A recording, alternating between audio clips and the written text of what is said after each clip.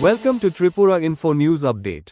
ত্রিপুরা সরকার স্বনির্ভরতা ও জীবিকার সুযোগ বাড়াতে রাজ্য জুড়ে ৬০টি নতুন বাজার স্থাপনে ১৫৮ কোটি টাকার বেশি ব্যয় করবে বলে জানিয়েছেন কৃষি ও কৃষক কল্যাণ মন্ত্রী রতন লাল নাথ। দক্ষিণ ত্রিপুরায় নতুন বাজার উদ্বোধন করে তিনি বলেন, সরকার রাজনৈতিক দৃষ্টিভঙ্গি নয়, অর্থনৈতিক ক্ষমতায়নের উপর জোর দিচ্ছে। নাথ জানান, দেশে ৬০টি সেন্টার অফ এক্সেলেন্সের মধ্যে ২টি ত্রিপুরায় রয়েছে, যেখানে আধুনিক প্রযুক্তিতে উন্নত সবজির চারা উৎপাদন হচ্ছে। কর্মসংস্থান প্রসঙ্গে তিনি বলেন, এমজিএনআরইজের কর্মদিবস ১০০ থেকে বাড়িয়ে ১২৫ করা হয়েছে এবং উত্তর পূর্বের প্রকল্পে কেন্দ্র ৯০% তহবিল দেবে। তিনি আরও জানান, ২০১৮ সালের পর থেকে বাজার পরিকাঠামোয় ৩০৩ কোটি টাকা ব্যয় হয়েছে এবং কৃষকদের দীর্ঘমেয়াদী সুবিধার জন্য বাজার রক্ষণাবেক্ষণের উপর গুরুত্ব দেওয়া হচ্ছে। মাটির তলে কি আছে বোঝাবেন নেই। হ্যাঁ, কৃষির মূল জিনিস কি? বীজ নেই। কৃষির মূল জিনিস কি? মাটি। মাটির মধ্যে কি আছে আমি কিভাবে বলবো?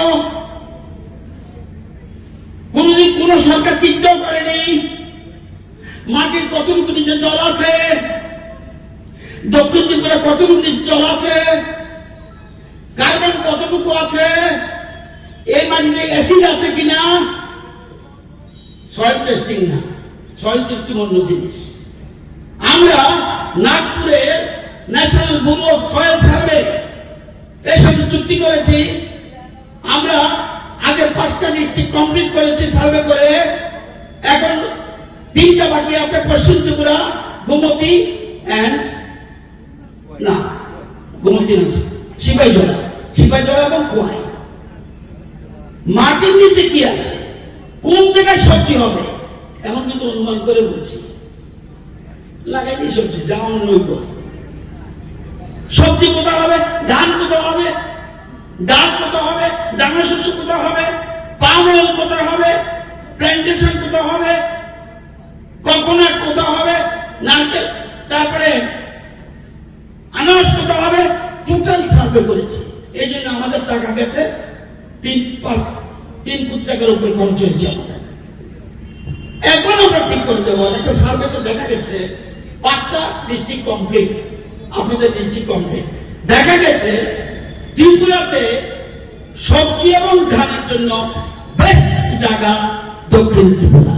আজকে সব জায়গায় আবার উত্তর ত্রিপুরা, সেখানে হচ্ছে প্ল্যান্টেশন, দলা, পাম অয়েল, নারকেল, সুপারি, সব চেঞ্জ।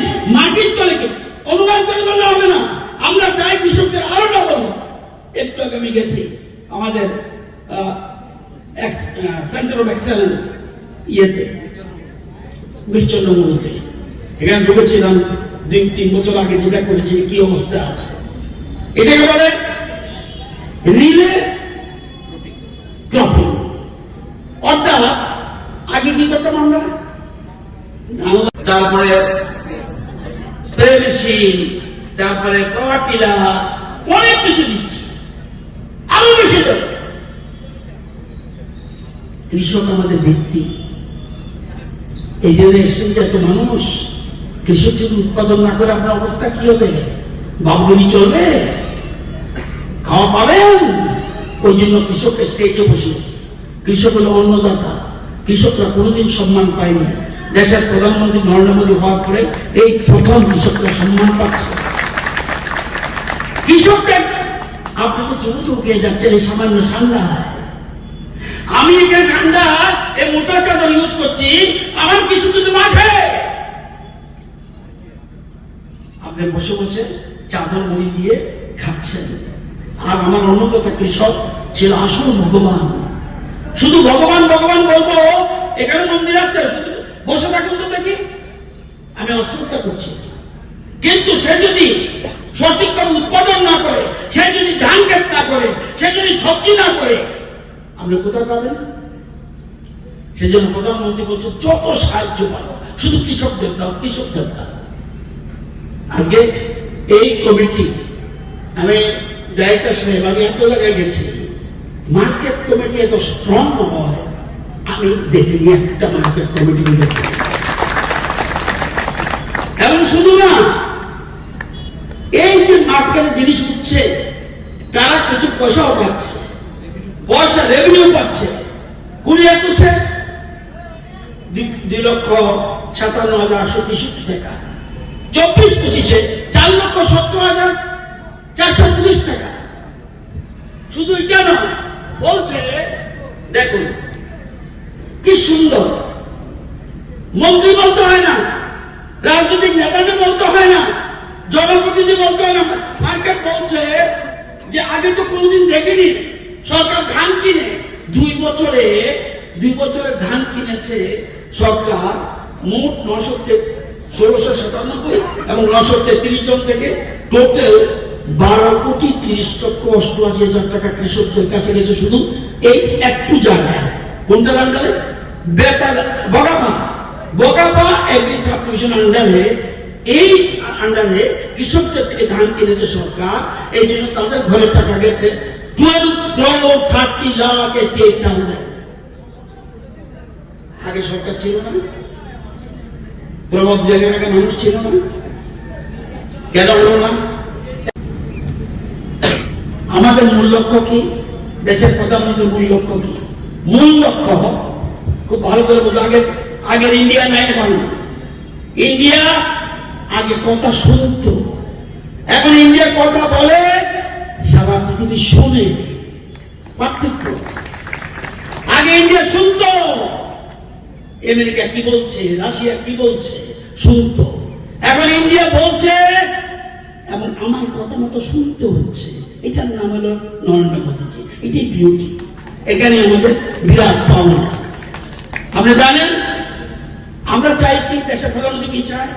ইন্ডিয়া হয়ে যাবে সারা পৃথিবীতে যত খাদ্য শস্য দরকার তার শস্য ভান্ডার হবে ইন্ডিয়া। আমাদের কাছে যেমন সবাই নির্ভরশীল হয়, আমরা চাই সেরকম। সরকার আমরা এইভাবে চিন্তা করছি। আমরা নতুন করে একটা স্কিম এনেছি, ধনধান্য কৃষি যোজনা। আপনারা জানেন আমাদের ডিস্ট্রিক্টে, আমাদের ত্রিপুরার একমাত্র ডিস্ট্রিক্ট উত্তর ত্রিপুরা, আমরা খাদ্যশস্য পিছিয়ে আছি। সেজন্য এবার কেন্দ্রীয় সরকার বলছে যত রকম সাহায্য উত্তর ত্রিপুরা দাও। কি প্রকল্প? ধনধান্য কৃষি যোজনা। সারা ভারতে 100টা ডিস্ট্রিক্ট, এর মধ্যে ত্রিপুরাতে একটা ডিস্ট্রিক্ট, সেই ডিস্ট্রিক্টে আমরা এটা ব্যবস্থা করেছি, এখন থেকে সেখানে কাজ করবে। মাসিক আয় কত ছিল কৃষকদের? 6,580 টাকা। এখন মাসিক আয় কত? 13,590 টাকা। আরো রোজগার করো, সব টাকা কৃষকদের হাতে যায়, আত্মনির্ভর করো। আমাদের প্ল্যান। আপনারা জানেন যে কৃষকদের জন্য শুধু এটা নয়, আজকে ভারতবর্ষের মধ্যে ধান উৎপাদনে আমরা স্বয়ম্বর না, কিন্তু ত্রিপুরা সবটা, দক্ষিণ ত্রিপুরা স্বয়ম্বর, গোমতী স্বয়ম্বর, সিপাহীজলা স্বয়ম্বর, খোয়াই এবছর স্বয়ম্বর হবে, ধলাই এবছর স্বয়ম্বর হবে, কিন্তু সারা রাজ্য স্বয়ম্বর নয়। কিন্তু ধান উৎপাদনে ইন্ডিয়ার মধ্যে প্রোডাক্টিভিটি রেট, অর্থাৎ একটারই জায়গাতে যত ধান উৎপাদন হয়, আমরা ইন্ডিয়াতে 6th পজিশন, 6ষ্ঠ স্থানে রয়েছে। আমাদের উপরে কে আছে? পাঞ্জাব, অন্ধ্রপ্রদেশ, তামিলনাড়ু, তেলেঙ্গানা, হরিয়ানা, এরপরে আমরা। পশ্চিমবঙ্গ আমাদের পিছনে, আসাম আমাদের পিছনে, বহু রাজ্য আমাদের থেকে পেছনে। আমরা প্রোডাক্টিভ, আমাদের কৃষকরা সেজন্য তাদের শ্রদ্ধা জানায়, প্রণাম জানায়, প্রোডাক্টিভিটি তারা মার দিয়েছে। আজকে একটা ভাব বুঝতে হবে। আজকে শুধু এটা নয়, বলবো আমার দরকার নেই, ভাবতে হবে টোটাল কোন জায়গায় গেছে। এই সরকার মেইন প্ল্যান, আত্মনির্ভর করো। শুধু মাগনা দিও না, ফ্রি মাগনা চাল দিচ্ছে, কিন্তু সাথে সাথে তৈরি করো, আত্মনির্ভর করে দাও। কোনো না কোনোদিন বন্ধ হবে, তখন কি খাবে? আত্মনির্ভর তৈরি করে দাও। আজকে দক্ষিণ ত্রিপুরার মানুষ তারা খাদ্যতে স্বয়ম্বর, চাউলেও স্বয়ম্বর, সবজি তো স্বয়ংভর। আমরা সেজন্য আমি সত্যি আপনারা জানলে খুশি হবেন। বলতো কি আগেও তো সরকার ছিল, আপনি আমাকে বলেন। Subscribe to Tripura Info and press the bell icon so that you never miss any latest updates and news on Tripura.